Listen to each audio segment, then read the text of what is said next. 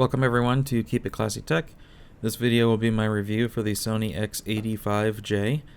It's a mid-range LED backlit LCD for 2021, and it has two HDMI 2.1 ports, one being also the eARC port, and technically supports 120 Hz. If you saw my previous video, you'll see it has the same problem as the X900H and the other X1 processor HDMI 2.1 Sony TVs, in that it cuts the resolution in half when at 120 Hz. Overall, this TV, I really expected to like it. I expected it to be a good budget offering once it gets a price drop, but honestly, I'm having a hard time finding too much worthwhile with this TV. Not trying to have a downer, negative review, but so here's my scorecard for the TV. The best thing about it is that it's a direct lit backlit TV, so there's no zones, so there's no blooming. The black level is average. So the some scenes can look really good. There's other gaming issues. Overall, I would just say the performance of the TV is just average. And for the price that it's currently at, it's very expensive at $1,000 for a 55-inch. If it was like a $600 TV, then I'd be sounding a little bit more positive right now. If it goes on sale later this year for around then it might be worth looking at. But even then, there's just a lot of competition. It isn't even as good as last year's X900H, even though it's similar, and that TV was cheaper even at a bigger size. Doing the audio calibration here, even the speakers are maybe average. They're just very hollow sounding. I'll play a little bit of game sound later to show that. But here you can see I adjusted the camera, so that's about how it looked in person. The corners are brighter than the center of the screen. You can see there's no blooming. There is vignetting in the corners. Other than that, the panel is pretty clean looking. So if this does go down in price quite a bit, and you just need a fairly bright SDR cable or sports TV, it'd be fine for that. But again, there's a lot of competition. I'm just having a really hard time finding a place for this TV.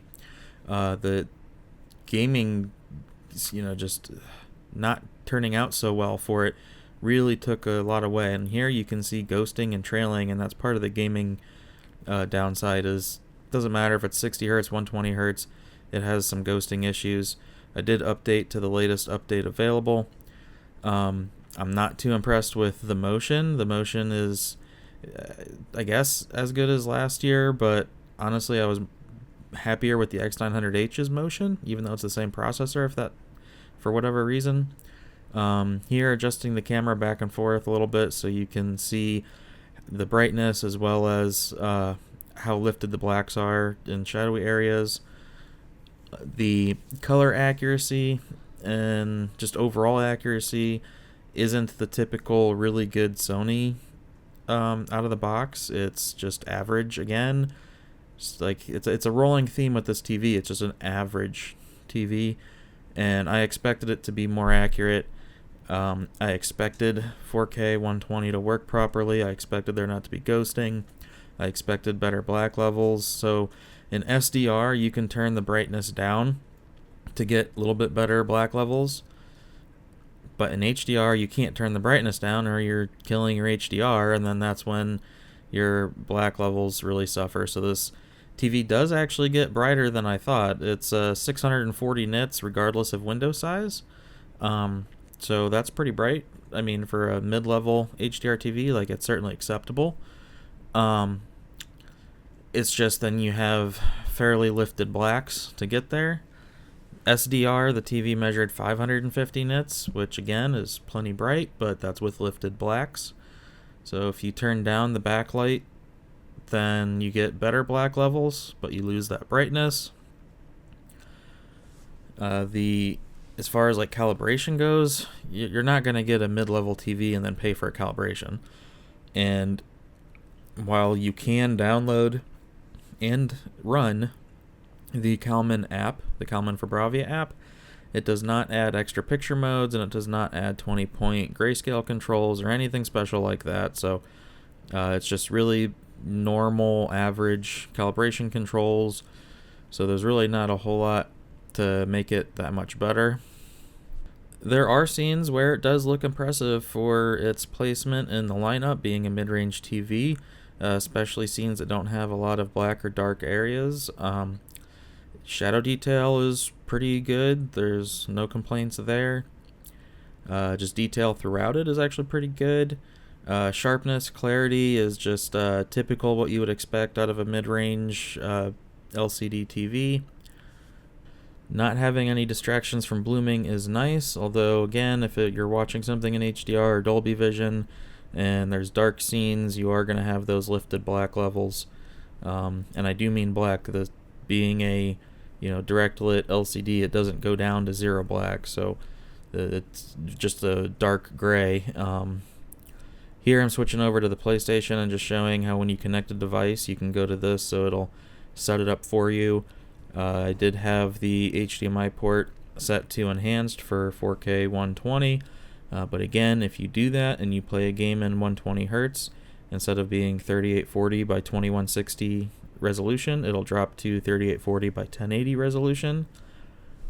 And I think your average person would be fine playing games on it, but if you're a stickler for ghosting, you're not going to be happy. To me, in my book, if there's any amount of noticeable ghosting when gaming, it's an automatic fail. You might not be that sensitive to it, but in my opinion, that's just, I can't deal with ghosting in gaming. It's very distracting to me. Input lag feels fine. Just running through settings here really quickly. Again, not a whole lot has to be done if you just use custom for your movie and TV viewing, and then game mode for playing games. Again, I'm really trying not to be negative here. Just was really having a hard time to find a situation where I would recommend this TV. So here I'm going to play a little bit of game sound.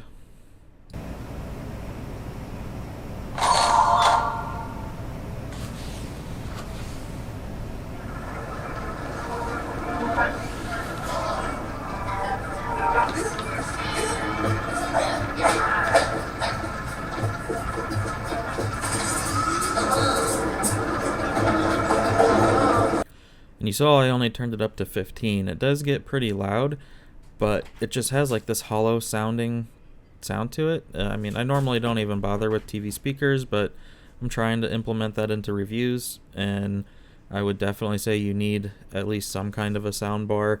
Even like a couple $100 one would sound a lot better than what this TV sounds like, which is kind of surprising for a Sony TV because typically they do have good audio. I mean, I wasn't expecting it to sound like the A80J or A90J, but I expected a little bit more than what I was getting here. So I think that pretty much covers it for the audio. Just if you do get this TV for whatever reason, plan on a soundbar. What else? Let's see. Right now, pricing $1,000 for 55 inches. It's too much. Last year, you could get the 900H 65 inch for $1,000, and that was a higher tier TV. The X90J is only a couple $100 more with working 4K 120 and the new XR processor. Better sound on that one. I don't see why you wouldn't just pay a couple $100 more, get the X90J, or just look at a different TV entirely if that's just too much. If you're really bothered by blooming, the Samsung Q70A is a direct competitor to this TV. I'm going to be looking at that soon. But it should have working 4K 120 with VRR, which this TV does not have, and be similar, if not maybe a little better looking. I don't know yet. I will find out soon. If you look in the top left corner, you can just see how gray that dark area looked. Again, colors really aren't that accurate. It was in like an average error of 3 point something, so it is higher than what is typically perceptible. Again, I was actually quite surprised at how bright it was. You'd have a hard time telling a brightness difference between this and the X900H or even the X90J. Here in Crucible, it's 120 hertz on the PlayStation even, and if you look at the HUD elements where like the grenade and melee energy is on the bottom left, you can see those lines aren't straight. They look like almost twisted rope. That right there is a sure sign that it's not actually 4K. And if you try to tell by looking at like the actual graphics of the game, the game has to lower resolution to get to 120 hertz, but the HUD always stays at 4K. So if you're in Crucible, you're not only getting the low resolution from the game dropping it, you're getting that cut in half by the TV. Here I'm showing the ghosting of a bright object in a black or dark area and just how it trails. I don't know. I guess the camera's kind of picking it up, but to me that's just very distracting if you're moving camera around or whatever, and even just the trees going through the sky, like just whenever you turn, there's just too much trailing and ghosting. Like in 2021, that just should not be a thing that you should have to worry about. Like in 2015, 2016, okay, maybe that was acceptable then, but we're at a point now where there just should not be that much ghosting and trailing on something that this really is marketed as a gaming TV, since it has technically HDMI 2.1 and it says that it does 4K 120, but it doesn't. It's just, even for that alone, it's just hard to recommend this TV for those business practices where they're going to market it as something that it's not. And I just don't want to see people buy this TV and then a few months later just be like, why does this look blurry, or why does this look jagged, just things like that. Or why is there trailing? For $1,000, this is not stuff that you should have to deal with. And like if you're just looking around at the dark areas of the screen, they're not dark, except the far corners of the screen are dark because that's because of the vignetting, so that's not good. And then here things just, I don't know, it just looks kind of dull. The contrast is okay, but not great. I don't know. I don't want to keep sounding too negative about the TV, but again, I can't recommend it to you. I'm sorry. I really expected this TV to be a lot better than it is, and that kind of sucks. So let me know what you think in the comments. The other thing is the motion. Not a fan of the motion. I think I mentioned that earlier, but just saying that again. Like smoothness on one was a lot of soap opera effect, whereas the XR processor TV smoothness at 1 is much less soap opera. So alright, well, just let me know what you think in the comments. Thank you all for watching. Hope this helps some of you possibly avoid this TV and get something better instead. So have a good one, and I'll catch you in the next one.